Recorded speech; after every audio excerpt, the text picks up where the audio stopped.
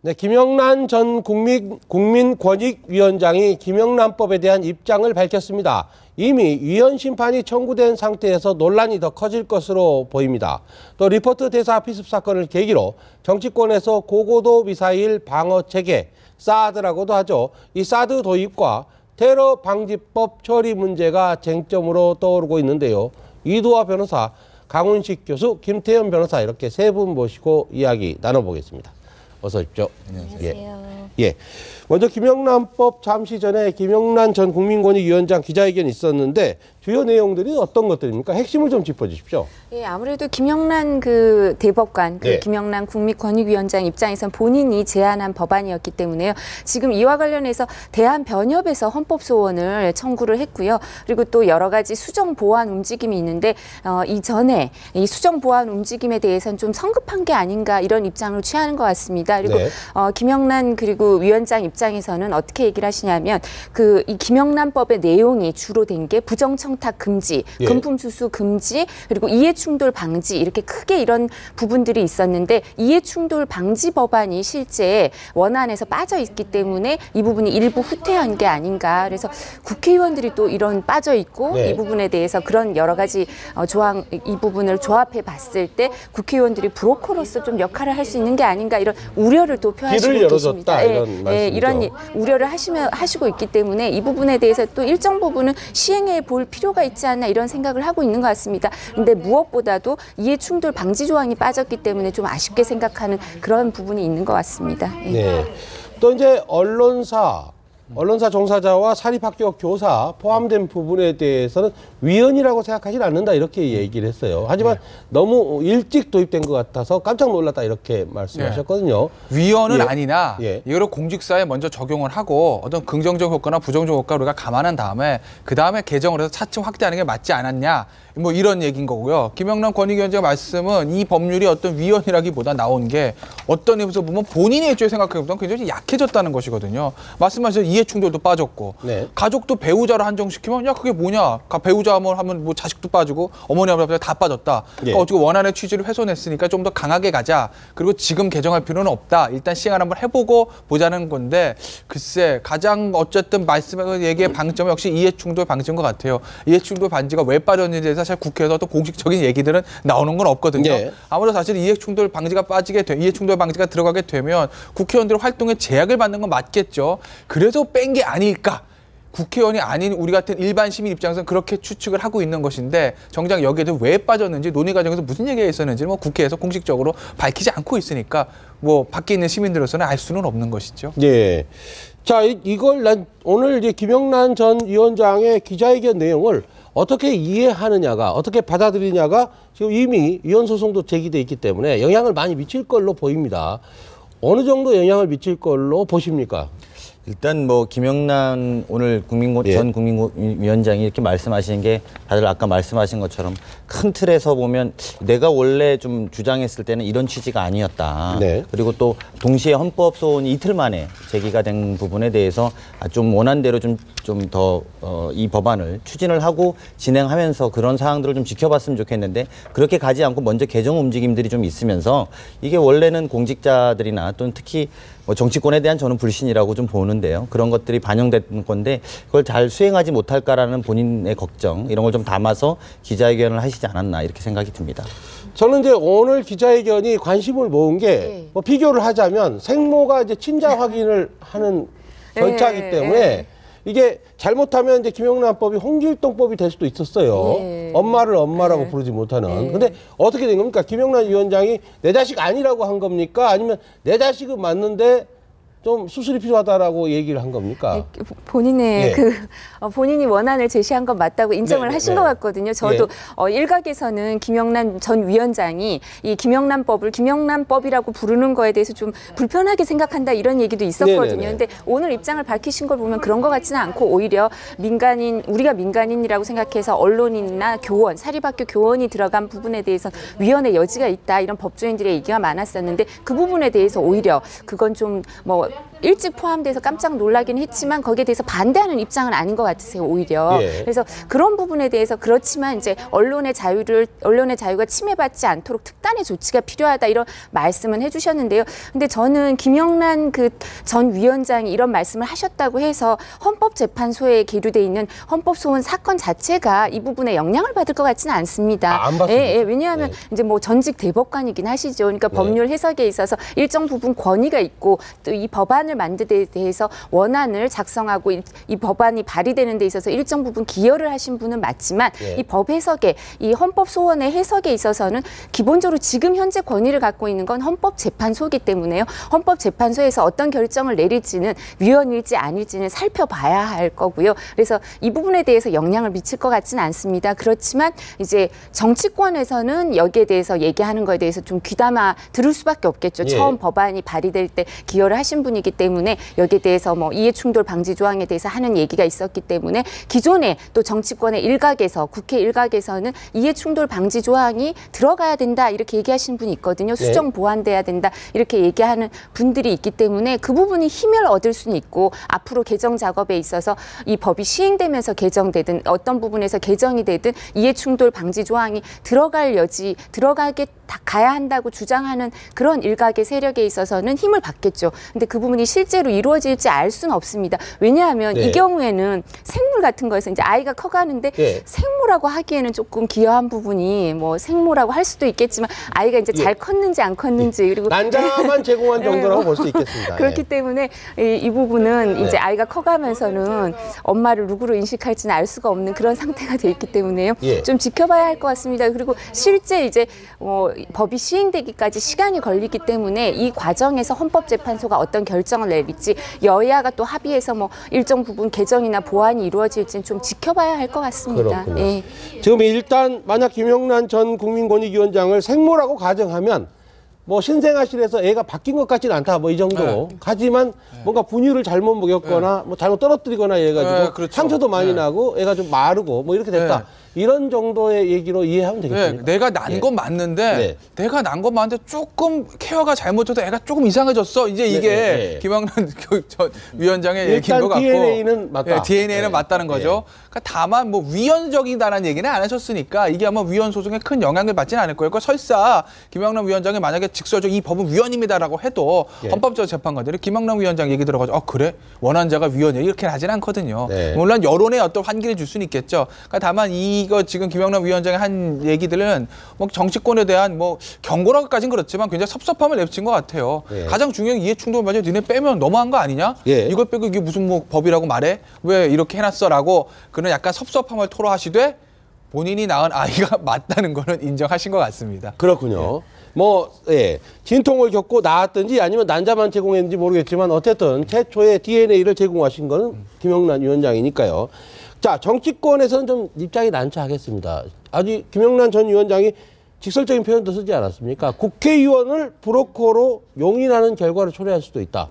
국회가 어떻게 좀 변화하겠습니까? 보완하는데 반영할까요? 아니면 귀담아 듣지 않고 그냥 한 귀로 흘리고 말까요? 지금은 당장 대체로 국회는 흘리고 말죠. 지금 특히나 뭐 지금 이 상황에서는 뭐 추가 개정을 하는 데 있어서 오히려 좀 완화하려고 했던 흐름들이 있었던 거 제동은 걸린 거는 좀 제동이 걸린 것으로 보이긴 합니다.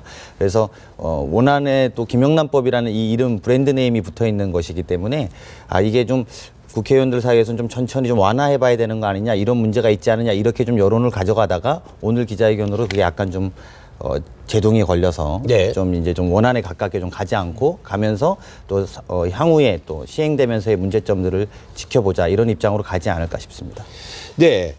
좋습니다. 이제 어느 정도 윤곽 김영란 전 국민위원장의 기자회견으로서 앞으로 어떻게 전개될지 좀 기본 틀은 나오는 것 같습니다. 위헌적으로 뭐 힘을 더 실어준 건 아니기 때문에 하지만 그렇지만 헌법재판소에서 꼭 그 의견을 100% 존중하는 것은 예. 아닐 것이다 라고 얘기하셨어요. 최후의 네. 권위는 헌법재판소에 있기 때문에요. 헌법재판소에서 결정을 내릴 때 이 뭐 인터뷰를 예. 헌법재판관들 앞으로 판단하게 될, 그리고 헌법재판소에서 이런 결정을 할 때는 뭐 각하를 한다면 몰라도 기각을 하든 인용을 하든 실체 그 판단에 들어가면 전원이 심리를 하거든요. 네. 뭐 주심이 정해질 수는 있지만 전원이, 헌법재판관은 항상 전원이 회의를 하는데 그분들이 이 내용을 보셨겠죠. 예, 예. 내용을 봐서 뭐 실제 김영란 전 위원장이 이런 생각을 하고 있구나라고 생각은 하겠지만 본인들이 최종의 권위를 갖고 있다고 생각하기 때문에 그렇죠. 거기에 절대적으로 영향을 크게 받지는 않을 겁니다. 예. 네, 알겠습니다. 생모가 꼭 아이를 의사나 변호사로 키우고 싶다고 해서 꼭 뜻대로 되는 건 아니잖아요. 그러다 보면 여러 가지 변동이 생기니까. 주제 좀 바꿔서요. 지금 이제 정치권에서 4월 29일 보궐선거 있지 않습니까? 이 보선에서 천정배 전 장관, 예, 무소속으로 출마하겠다 이렇게 나왔는데 어떻게 보십니까? 여기 판세가 상당히 재밌어지지 않았습니까? 아유, 재밌죠. 예. 물론 청정배 전 장관에 대한 어떤 출마에 대한 게 맞느냐 안 맞느냐라는 어떤 논란들이 있는 것 같아요. 그러니까 청정배 예. 장관에 대한 출마에 대한 비판이 있을 수는 있죠. 왜냐하면 청정배 장관이 뭐 호남 민심 이제 말씀하셔서 나오셨는데 어떤 의미에서 보면은 호남 민심을 흐트러뜨리게 한 원죄라고 하면 좀 그렇지 모르겠어요. 올라가 보면 사실은 2004년 열린우리당 분당이거든요. 천신정 예. 세 사람이 그렇죠. 예. 그러면 그 천신정 트레오가 그때 열린우리당 분당의 주범인데 원인 제공자인데 봐야죠. 예. 호남 민심이 양쪽으로 갈리게 그때 시작이거든요. 그럼 그거에 대한 어떤 원죄라고 할까요? 거기 원 저작자인데 그분이 이제 와서 사실은 야 이거 호남 민심에 문제가 있으니까 내가 나가서 호남 민심을 다시 바로잡겠다라는 얘기가 과연 호남 분들에게 얼마나 먹힐까라는 의문. 그게 정치도 이상 맞느냐? 비판적인 시각이 있을 수 있으나 뭐 정치는 생물이라고 하니까 네. 10년이 지난 지금 이제 나오셔서 호남 민심을 찾고 나오신 건데 아마도 천정배 장관이 나갔다고 하게 되면 천정배 장관의 지명도나 어떤 보존이나 특징 거기다가 지금 새정치연합의 경선 후보의 어떤 비중들을 봤을 때는 천정배 의원의 당선될 확률이 높은 건 사실이죠. 근데 문제는 당선됐을 때 과연 새정치연합이 어떻게 됐을 거냐는 건데 만약에 광주를 뺏기게 되면 글쎄 문재인 체제가 상당한 좀 타격을 받지 않을까. 나름대로 밑에 그 문재인 의원이 이번에 대항하셨던 박지원 의원을 비롯한 호남 세력들이 네. 조금 분당의 가능성도 어느 정도 있지 않을까 보입니다. 만약에 당선되신다면요. 자, 어떻게 보십니까? 지금 이제 천신정이 과거에 호남 민심을 분열시킨 원인 제공자다. 그런데도 지금 무소속으로 출마한 것은 일종의 좀 아이러니하지 않나 이런 얘기도 하셨고 실제 새정치연합도 경선에 불참하고 탈당해서 무소속으로 나가는 건 명분이 없다 이렇게 얘기하고 있습니다.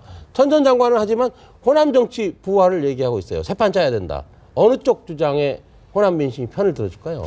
저는 지금으로서는 사실은 이제 선거 구도가 예. 새정치민주연합이 지금 국민참여 경선으로 선거 구도를 사실상 없앴습니다. 그러니까 보통은 그 총선식이나 이럴 때는 전략공천이 별로 적절하지 않게 쓰이는 경우가 많은데요. 재보궐선거의 경우에는 전략공천을 함으로 해서 선거 구도를 확정짓는 의미가 좀 있습니다. 특히 박근혜 정부 집권 3년 차에 중간평가의 의미를 좀 담아서 선거를 하기 위해서는 네. 전략공천이 좀 필요했었을 텐데 전략공천을 빼므로 해서 사실은 이름값 선거가 될 가능성이 좀 높아진 거죠. 그런 면에서 사실 천정배 의원을 좀 돌이켜보면 작년 7월에 재보궐선거에 본인이 노크를 한번 했었습니다. 당에다가. 예. 당에다 노크를 했는데 당에서 이제 반응이 광주 같은 조은적인 중진이 나가시는 게 아니라 신진한테를 기회를 주겠다고 약간 거부 의사를 표명한 거죠. 그 뒤로 이제 지금 올 4월 달 재보궐선거 다시 이제 구 통합 진보당이 해산되면서 발생이 돼서 예. 본인이 다시 욕심을 내시게 된 건데 이 욕심을 내신 것까지는 그러니까 뭐 당의 어떤 큰 흐름에까지는 참 좋았을 텐데 지금 큰 명분을 가지고 나갔다고 보기에는 좀 적절하지 않다. 그럼에도 불구하고 또 당도 새정치민주연합도 큰 다른 전략을 내놓지 않았기 때문에 사실 이 경쟁자를 어떻게 대응할 것인가에 대한 전략이 많이 고심하고 있을 거라고 예측하고 있습니다. 예, 지금 문재인 대표는 지금 전략공천 안 하겠다고 못을 박지 않았습니까? 이제는 경선을 해야 되는 거죠? 네. 그럼 어떻게 됩니까, 지금? 근데 말씀하신 것처럼 보통은 야당에서는 재보궐선거에는 중간평가의 기능이 있다고 생각해서 좀 재보궐선거에 있어서는 전략공천을 많이 하죠. 그래서 네. 전략공천을 해서 새로운 사람을 뭐 발탁하기도 하고 그리고 또 뭐 기존에 이제 정치권에 있던 사람이 아니라 뭐 중진 관료라든가 관료 출신을 영입할 수도 있고 여러 가지 시도를 해볼 수 있는데요. 전략공천을 하지 않고 국민참여 경선을 하면 그 텃밭 거기에서 이름이 알려진 사람이 예. 당선이 될 수 수밖에 없겠죠. 근데 예. 그 부분은 왜 그렇게 했을까라고 생각을 해보면 내년 총선에 대응해서 그렇게 하는 게 아닌가 싶습니다. 내년 총선에서 지금 새누리당 입장은 기본적으로 전략공천은 많지 않고 국민참여 경선을 해보겠다, 오픈 프라이머리를 시도해보겠다 이런 얘기가 많이 나오고 있기 때문에 공천권을 행사했을 때 여야가 이제 당 대표가 생각하는 게 당 대표 입장에서는 공천권을 행사했을 때 순기능도 있지만 역기능이 많지 않았습니까? 그러니까 그 부분에 대한 부담 때문에 오히려 이런 전략공천을 하지 않고 예. 국민참여 경선을 하는 것 같은데요. 근데 지금 이 문재인 당대표는 그런 딜레마에 빠진 것 같습니다. 앞으로 나아갈 방향이 국민참여 경선이고 그래야지 당대표로서 공천에 대해서 공정하다 이런 예. 입장을 지켜줄 수는 있지만 그렇기 때문에 이번 선거, 재보궐선거에서는 그래서 또 패배를 할 가능성도 큰 것 같거든요. 예. 그러니까 지금 말씀하신 것처럼 천정배 장관은 지역에서 이름이 알려져 있고 재보궐선거는 기본적으로 투표율이 높을 수가 없습니다. 투표율이 높지 않다면 지금 말씀하신 것처럼 이름이 알려진 사람이 당선이 될 가능성이 높고 그럼 텃밭에서 첫 번째 선거인데 당대표가 나와서 된 처음 선거인데 텃밭을 빼앗기면 그 평가는 그 역풍은 그리고 예. 그 성과는 그대로 이제 패배의 그 부담은 당대표에게 갈 가능성이 크기 때문에 고민이 깊어질 것 같거든요. 본인이 네. 얘기한 데 대해서 그대로 가야 될 것인가 말아야 될 건가 고민이 깊어질 텐데 근데 저는 어떤 생각도 해보냐면 그 천정배 장관이 당선될 가능성도 있지만 천정배 장관이 당선이 된다 하더라도 그 정동영 의원이 무소속으로 당선된 것처럼 예. 약간 찻잔송의 태풍이 되지도 않을까 이 호남에서는 그래서 호남에서 실질적으로 어떤 세력화되긴 좀 어려운 구도도 있을 수 있지 않을까라고 생각을 하고요. 그래서 문재인 당대표도 여러 가지 생각을 해보고 있을 것 같습니다. 근데 저는 광주 을에서는 패배는 문재인 당대표한테는 큰 타격이 될 가능성은 큰 것 같습니다. 네.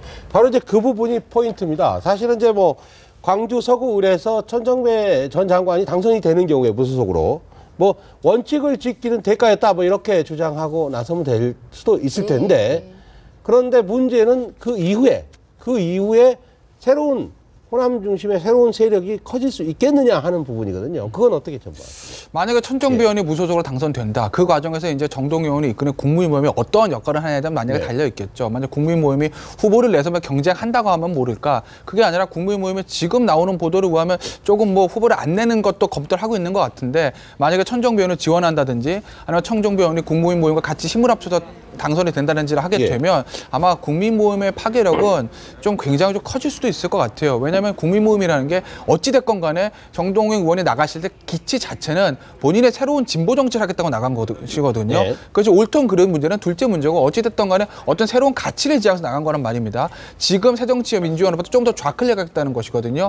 그게 만약에 성공을 해서 광주에서 어쨌든 야권의 심장에서 천정배 의원은 거물을 당선시킨다. 거기서 국민 모임 일조한다라고 하게 되면 그게 아마 야권에서 새로운 진보 정치의 축이 될 수도 있을 것 같고 그렇게 되면 야권의 분열이 야권 내부에서도 여러 가지 이념적 스펙트럼 다양하지 않습니까? 그 스펙트럼에 따른 이념적 분열이 좀 가속화될 위험성도 있을 것 같습니다. 예. 지금 이제 천정배 전 장관이 무소속으로 출마를 결심했을 때는 그 현지 민심, 광주 민심, 호남 민심에 대한 판단이 있었을 텐데 그렇죠. 호남 민심이 대체 어떻길래 천정배 전 장관이 저렇게 무소속이라는 출마라는 결단을 내릴 수 있었을까요? 호남 최근 여론조사에 보면 새정치민주연합의 그러니까 여론조사가 네. 문재인 당대표에 오른 건 사실입니다.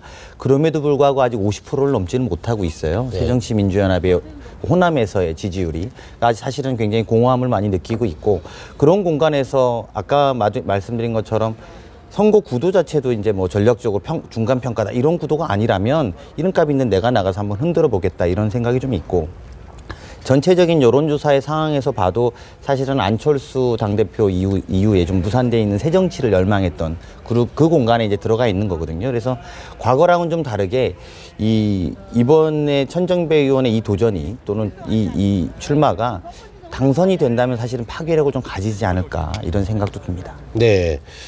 자, 그러면 지금 야권 후보만 여럿 아닙니까? 정의당도 있고 새정치연합도 있고 또 천정배 전 장관 무소속도 있고 통진당도 있고 이렇게 여러 명인데 혹시 여기서 새누리당이 광주에서 뭔가 이변을 만들어낼 가능성은 없습니까? 새누리당 정우성 시도는 지금 식약처장, 예. 시도는 해볼 만하죠. 거론되고 그러니까 있죠. 저희가 그 제2의 이정현 의원이 나올 수도 있을 수 있고 그래서 예. 이 부분에 대해서는 좋은 사람을 그러니까 그 광주 지역이나 호남 지역에서 어떤 요청을 당에다 해오냐 아니면 새누리당 기존에 이제 당원들이 있지 않습니까? 그분들이 해오는 요청이 정말 좋은 인물을 공천을 해달라. 네. 좋은 인물을 공천하면 구도상 뭐 어부지리처럼 될 수도 있지만 실제로 이렇게 당선이 되는 새누리당 후보가 당선이 되는 그런 성과가 있을 수도 있으니까 그리고 그렇지 않다 하더라도 좋은 인물이 내려와서 야권의 분열상을 부각할 수도 있다. 그러니까 네. 새누리당은 호남에 대해서 이렇게 성의를 다하고 좋은 인물을 공천해서 호남에 대해서 희망을 버리지 않고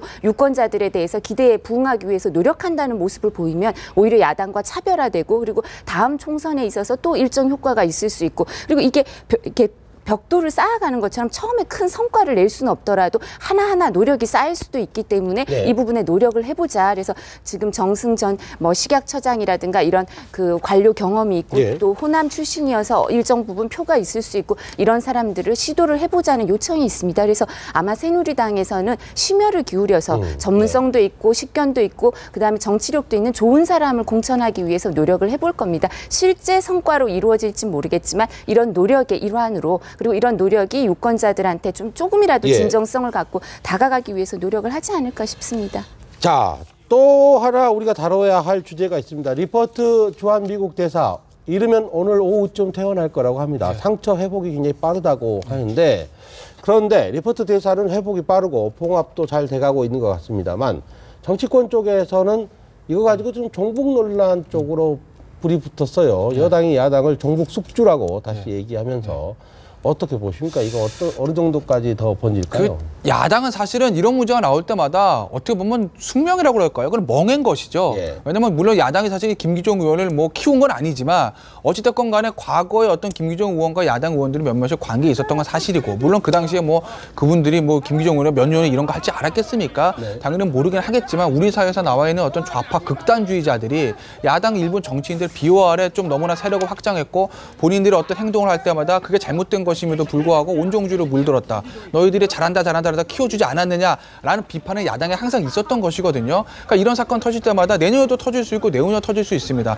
야당은 항상 숙명 같은 겁니다. 이걸 언젠가는 야당에서 끊고 나가줘야 되는데 아직까지도 야당은 이것도 과감히 끊어내지 못하는 게 그래서 야당이 사실은 지난 두 번의 선거에서 패배한 거 아닌가. 아마 다음 선거에서도 만약에 야당에 총선돼서 패배한다고 만약 가정한다고 하면 이런 부분에 있어서 과감하게 끊고 나오지 못하는 게 한 원인이 될 거예요. 예를 들어 통진단 해산 때 이석기 내란 음모들이 야당에서 과감하게 끊어내지 못했거든요. 근데 이번 김기종 사건도 그렇습니다. 그게 야당에게는 아쉬운 거고 여당 입장에서는 이번에 당연히 이제 수세적인 흐름을 이번 사건을 계기로 해서 공세적 흐름을 당연히 바꾸려고 할 거고 그렇게 하고는 있는 것 같으나 그러나 문제는 만약에 여당이 여기서 조금 더 나가면 예. 속된 말로 오버하게 되면 여당도 역풍을 맞을 수 있기 때문에 좀 자제하는 게 맞습니다. 왜냐하면 김기종이라는 사람이 예를 들어 이석기나 뭐 그런 급의 사람이면 여당 입장에서 더 강한 공세를 하는 게 정치권 쪽으로 맞겠죠. 하지만 김기종은 물론 그 사람이 종북주의자인 건 맞는 것 같으나 그 정도의 인물은 아니거든요. 그렇다고 하면 여당도 적당한 선에서 아마 공세를 멈추는 게 장기적으로 보면 득이 될 것 같습니다. 네, 지금 말씀하신 대로 항상 종북숙주 얘기는 하나의 원죄처럼 따라다니고 있는데